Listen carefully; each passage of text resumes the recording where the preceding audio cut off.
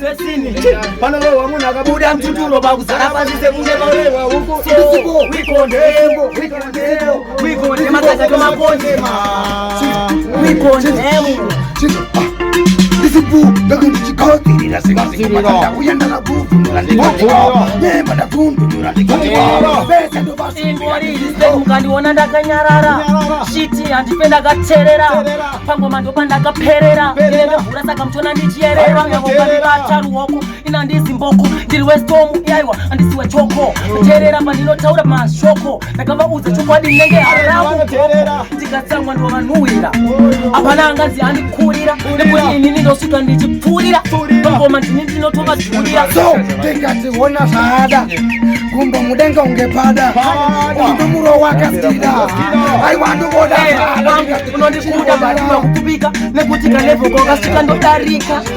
andipena ndindatatarika kutetereka kupepereka ndikati apa ndakuda kezhimeshi